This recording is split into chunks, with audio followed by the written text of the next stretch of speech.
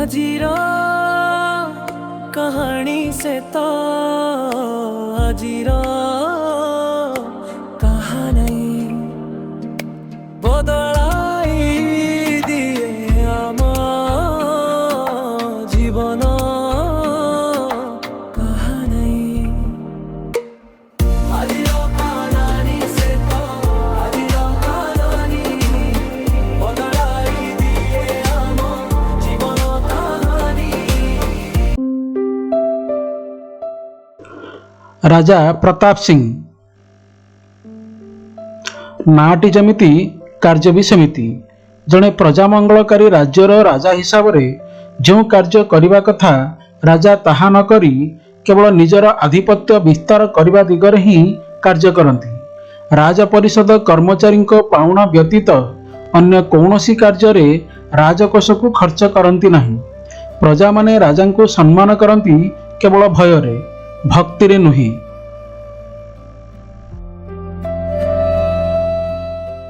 राजा युद्धरे base पारंगम। पड़ोशी राज्य सहित युद्ध करी सही राज्य को निज अधीन को आनिबा सहित सोना रूपा हीरा आदि मूल्यवान पदार्थ रे भंडार गृह परिपूर्ण करती। भंडार गृहटी रे एक विराट ताला पकाई सही तालार चाबिटी को निज पाखरे सदासर्वदा रखि थांती।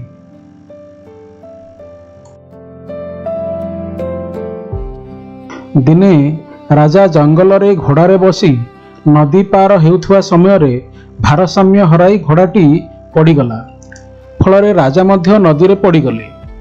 राजा पानी रू उठिबा परे देखिले भंडार घरर चाबिटी नहीं। बहुत खोजाखोजी परे मध्य चाबिटी को पाइले नहीं। राजा विचलित होइगले। राजप्रसाद को फेरी ताला को भांगिबा को योजना कले। योजना मुताबक 3 जण व्यक्ति शक्त हातुड़ी रे ताला को भांगिबा को चेष्टा कले। जेते चेष्टा कले मध्य तालाटी भांगिला नहीं। शेषरे तालाटी किपरि भांगिबो बा खोला जाय परिबो से विषय राज पुरोहितंक परामर्श लोड़िले। राज पुरोहित परामर्श देले जे तालाटी जो व्यक्ति तैयारी करिछि से व्यक्ति ही खोली परिबो। जेहेतु से तालाटी को तैयारी करिछि तेणु तार खोलिबा कौशल मध्य से ही जानिथिबो। राजांक आदेश रे किछि कर्मचारी ताला तैयारी करथिबा व्यक्ति पाखरे पहुंचिले एवं समस्त विषय कहिले। एहा सुनी सही व्यक्ति जनक कहिले ठीक अछि मु सही ताला को खोली देबी। एहा कही से खंडिए लोहा धरी कर्मचारी मानक सहित भंडार घर निकट को गले। एहा देखी राजा परिहास करी कहिले धारुआ अस्त्र और शक्त प्रहार रे मध्य जो तालाटी खोलिला नहीं छोटिया लोहा खंडरे ताला खोली परिबो।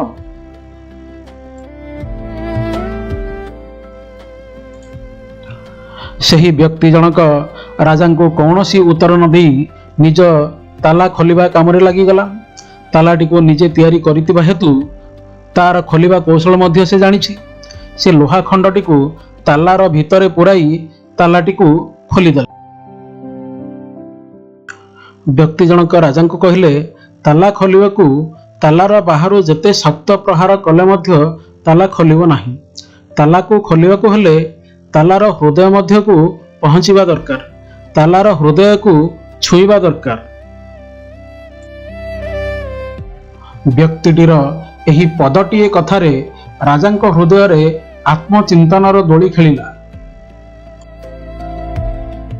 राजा बुझीगले जे कौनसी व्यक्ति बा वस्तु को परिवर्तन करिया को हेले बरं बल प्रयोग नुहे तार हृदय को छुईला भली कार्य करिया को पड़िबो।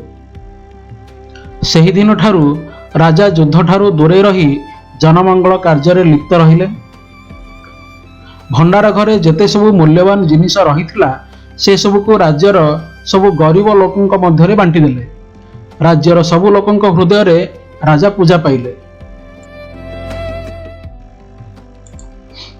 हाँ दर्शक बंधु, जड़े व्यक्तिर हृदय रे स्थान पाइबा को हेले तार हृदय को छुईला भली कथा कहवा पड़ियो। हृदय को छुईला भली कार्य करने को पड़ियो। हृदय को छुईला भली व्यवहार करने को पड़ियो।